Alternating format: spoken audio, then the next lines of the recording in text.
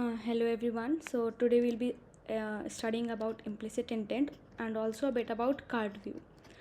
तो मैं आपको किसी वाइट बोर्ड पे नहीं समझाने वाली हूँ, मैं आपको कोड पार्ट दिखाऊंगी और उससे पहले मैं आपको कुछ सोर्सेज बताऊंगी जिससे आप पढ़ सकते हैं इन चीज़ों के बारे में, और मैं उसी से आपको एक्सप्लेन भी करने वाली हूँ. तो फर्स्ट ऑफ ऑल हम यहाँ पे लिखेंगे कार्ड व्यू इन एंड्रॉयड. ओके. तो यहाँ पे हमें दो वेबसाइट देख सकती हैं, एक है गीक्स फॉर गीक्स की और एक है Android developers. Both are very good, आप इसमें से किसी से भी पढ़ सकते हैं. ओके. तो अभी मैं गीक्स फॉर गीक्स की ओपन कर रही हूँ. तो इसमें कार्ड व्यू क्या है? Card view is a new widget in Android that can be used to display any sort of data by providing a rounded corner layout with a specific elevation. तो card view क्या है कि अगर आपको किसी भी डेटा को अपना थोड़ा हाईलाइटेड दिखाना है, आप चाहते हैं कि वो थोड़ा अलग दिखे, बेटर दिखे बाकी आपके डेटा से या बाकी जो कुछ आपको अपने लेआउट पे दिख रहा है, तो आप उसके लिए कार्ड व्यू यूज़ कर सकते हैं. और जैसे यहाँ पे लिखा है कि राउंडेड कॉर्नर्स आप प्रोवाइड कर सकते हैं, तो ऐसा नहीं कि आपको करना ही करना है. It's just a feature of card view जिसको आप यूज़ कर सकते हैं. उससे क्या होता है कि एक थोड़ा एलिवेशन दिखता है, एक हाईलाइटेड दिखता है वो. ओके. ठीक है. तो आप यहाँ से कार्ड व्यू के बारे में बहुत कुछ पढ़ सकते हैं. ऑल्सो ऐसा नहीं है कि अगर आप पढ़ रहे हैं किसी भी टॉपिक के बारे में तो आपको सब कुछ पढ़ना है. You just have to focus on the part जो आप पढ़ना चाहते हैं. ठीक है. सपोज मैंने यहाँ पे देखा है कार्ड व्यू, तो मैंने कार्ड व्यू के बारे में थोड़ा पढ़ लिया, मुझे लगता है इतना सफिशिएंट है तो मैं आगे चली जाऊँगी. ऑल्सो डिपेंडेंसीज़ होती हैं जो मैं अभी नहीं बताने वाली हूँ कि क्या होती हैं, लेकिन डिपेंडेंसी आपको अगर ऐड करनी किसी भी चीज़ की तो वो भी आपको यहीं मिल जाएंगी, जैसे ये. ओके.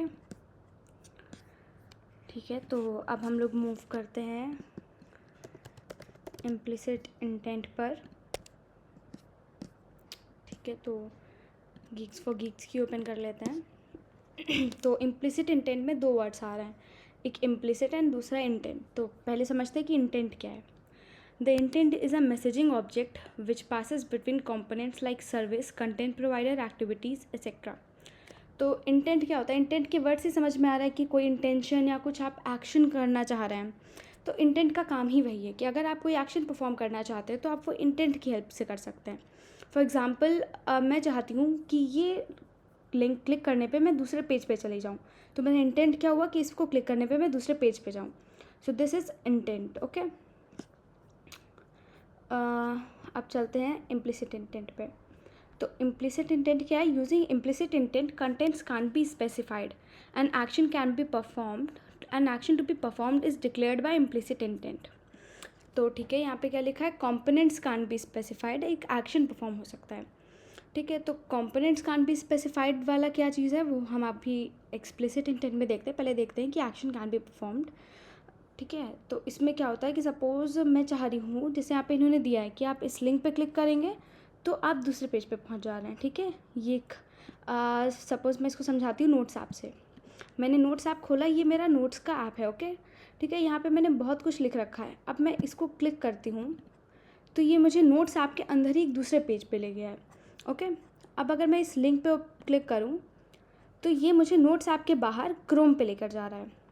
तो जब कोई एक्शन परफॉर्म होने से हम दूसरे पेज पे पहुंच जा रहे हैं, दूसरे वेबसाइट पे पहुंच जा रहे हैं, सॉरी, तो अगर दूसरा वेबसाइट या दूसरा ऐप ओपन हो रहा है तो वो हमारा इम्प्लिसिट इंटेंट हुआ. ओके.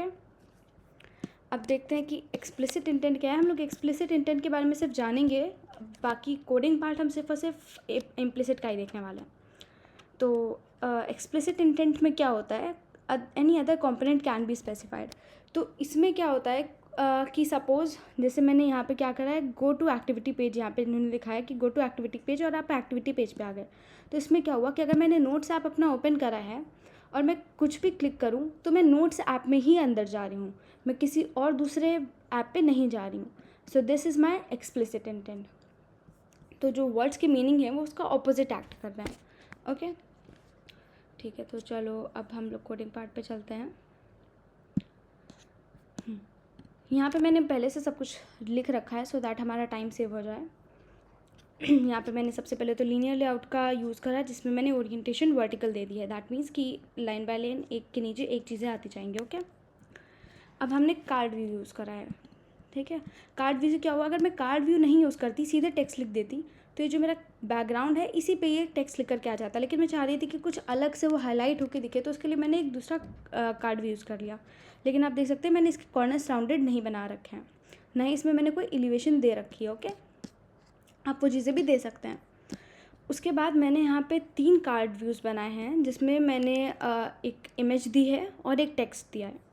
ठीक है, हाँ, और यहाँ पे जैसे मैंने मार्जिन्स दिए हैं इनके, तो मार्जिन देने के लिए मैंने क्या करा है कि मैंने अलग अलग मार्जिन्स दिए हैं सबके। जैसे आप देख सकते हैं मार्जिन टॉप मैंने 50 दे रखा है, मार्जिन स्टार्ट मैंने 20 दे रखा है। आप इसकी जगह पे सिर्फ मार्जिन का भी यूज़ कर सकते हैं अगर आपको हर साइड से इक्वल मार्जिन चाहिए हो, लेकिन मुझे डिफरेंट मार्जिन चाहिए थे तो मैंने तीनों को अलग डिफ़ाइन करा है। और सबकी आईडी देना एक मस्ट चीज़ है, क्योंकि जब भी आप कोई भी एक्शन परफॉर्म करवाना चाहेंगे, कुछ भी इंटेंट करना चाहेंगे, तो उसके लिए आप एक्सेस करने के लिए आपको एक आईडी की ही ज़रूरत पड़ेगी। ओके, और इसमें देखने जैसा क्या है, हाँ, अब जैसे ये इमेज है, इमेज में मैंने एक स्केल टाइप डिफ़ाइन कर रखा है। तो स्केल टाइप में क्या होता है कि सपोज़ अगर मैं स्केल टाइप नहीं डिफ़ाइन करूँ, तो जो इमेज जितनी ज़्यादा विड्थ या हाइट की है वो अपना उतना ही डायमेंशंस लेगी। लेकिन स्केल टाइप सेंटर क्रॉप करने से क्या हो जाएगा कि मैं जितनी भी मैं इमेजेस लगाऊंगी सबका सेम विड्थ सेम हाइट होगा, सो दैट उसका लुक एक डिसेंट लुक दिखे, कुछ भी अनइवन ना दिखे, सब कुछ इवनली दिखे। इसके लिए मैंने यहाँ पे स्केल टाइप का यूज़ कर रखा है। ठीक है, ऑल्सो ये जो मैंने इमेजेस ली हैं ये मैंने यहाँ ड्रॉएबल फोल्डर में डाली हैं, और आपको ढूंढने के लिए क्या कर सकते हैं आप, एक वेबसाइट है आइकन स्काउट। ओके, ये आइकन स्काउट पे जा कर के आप यहाँ पे किसी भी चीज़ का आइकन या एनिमेशन कुछ भी ढूंढ सकते हैं। ओके, ये फ्री भी है और पेड भी है। तो जैसे मैंने कॉल के लिए सर्च करा तो मुझे यहाँ पे 3D इलस्ट्रेशंस भी दिख रहे हैं, एनिमेशंस भी दिख रहे हैं, और ये आइकन्स भी दिख रहे हैं। Okay, this is the one जो मैंने यूज़ कर रखा है। ठीक है, तो अब हम आते हैं अपने कॉटलिन फाइल पे, यानी कि ये तो मेरा XML फाइल था। ऐसा मेरा पेज दिखेगा जब मैं आप अपना रन करूँगी, लेकिन इस पेज के में इसमें होना क्या है कि अगर मैं इसको क्लिक करूँगी तो क्या होगा, सब कुछ वो मैं यहाँ बताने वाली हूँ। तो पहले तो मैंने 3 चीज़ें डिफ़ाइन कर ली हैं, कैमरा, वेब एंड कॉल, जो तीनों मैंने कार्ड्स यहाँ पे बनाए हैं वो। और मैंने उनको कॉल, अब मुझे कैसे पता चलेगा कि कैमरा कहाँ है, क्या है वो चीज़, तो उसको ढूंढने के लिए मैंने उसके आईडी से ही उसको एक्सेस करा है। जैसे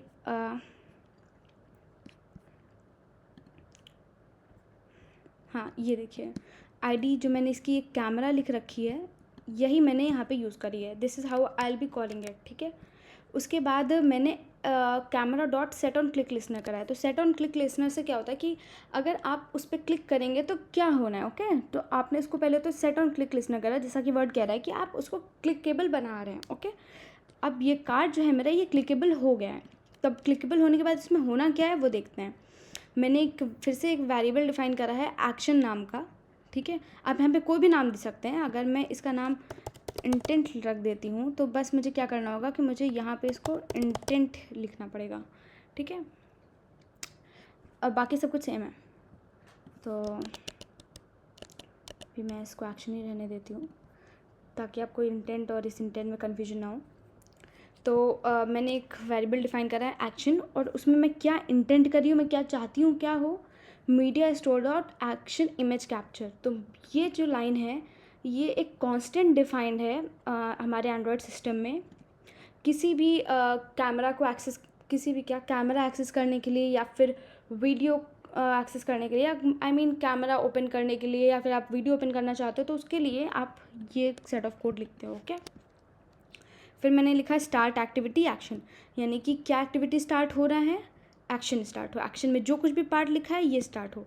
मैं इसको 2 पार्ट में लिखने के बजाय ऐसे भी लिख सकती थी कि मैं यहाँ पे एक वेरिएबल एक्शन डिफाइन करने के बजाय इस सेट ऑफ कोड को मैं डायरेक्टली यहाँ पे लिख दूँ। ओके, और अगर अब मैं इस पार्ट को हटा भी दूँ तो कोई भी एरर नहीं आने वाला है। बट द थिंग इज़ कि चीज़ें क्लियर दिखे, हमें जल्दी अच्छे से समझ आ जाएँ, सो इसलिए हम लोग इसको ऐसे ही लिखेंगे अभी। ठीक है, फिर उसके बाद मैंने वेब के साथ सेम करा है। वेब में मैंने वेब पेज का आईडी ले रखा है। वेब पेज को जब हम क्लिक करेंगे तो क्या होना चाहिए, इंटेंट डॉट एक्शन व्यू। तो जैसे ये एक कांस्टेंट डिफाइंड है, वैसे ही ये एक कोई कांस्टेंट डिफाइंड नहीं, ये एक जनरल एक्शन है जो आप कोई भी काम के लिए करवा सकते हो। जैसे intent dot action view, intent dot action dial. तो आप इसमें कोई भी एक्शन जो आपको करवाना है उसको आप इंटेंट के आगे लिख सकते हैं। ओके, उसके बाद एक्शन डॉट डेटा, मतलब जो एक्शन का जो डेटा है उसमें क्या डालना है हमें, ये वेबसाइट डालनी है। ओके, फिर उसके बाद अगेन स्टार्ट एक्टिविटी एक्शन कर देना है। फिर कॉल में भी हमने सेम करा है, लेकिन इसमें हमने क्या दिया है, टेली, यानी कि हमारा जो कॉल का डिफ़ॉल्ट कॉल का जो भी हमारे पास ऐप होगा वो ओपन हो जाएगा इसमें। ओके, आई होप आपको समझ आ रहा हो।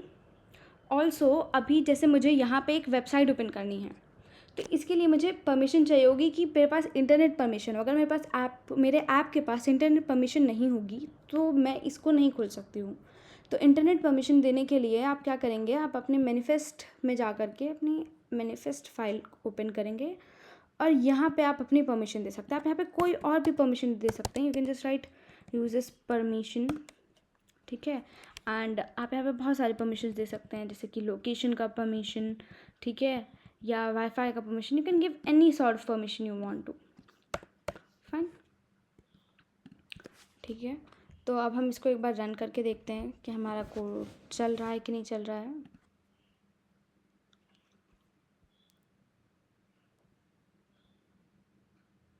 ऑल्सो कभी भी आप अपने लैपटॉप पे मत ओपन करिएगा अपना ऐप, कभी भी रन करके मत देखिएगा। अगर आपको कभी भी अपना ऐप रन करना है तो आप उसको अपने फ़ोन पे ही रन करो। मैं भी यहाँ पे इसलिए कर रही हूँ सो दैट मैं आपको दिखा सकूँ, ठीक है। तो अब मैं इस पर क्लिक करती हूँ। आई थिंक ये इस पर काम नहीं करेगा क्योंकि लैपटॉप में मैं कैमरा नहीं ओपन कर सकती हूँ। या it's not working, I mean camera is not working on this. तो हम बैक करते हैं और हम वेब पेज ओपन करते हैं।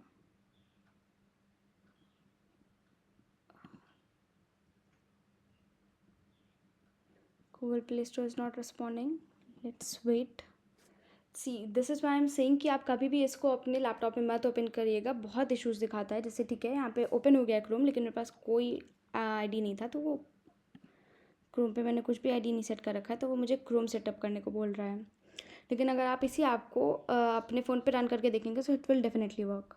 मैं इस वीडियो को कंप्लीट होने के बाद अपने फ़ोन पे रन करके आपको दिखा दूँगी। ओके, ठीक है। तो अभी एक बार ये कॉल का भी चेक करके देख लेते हैं।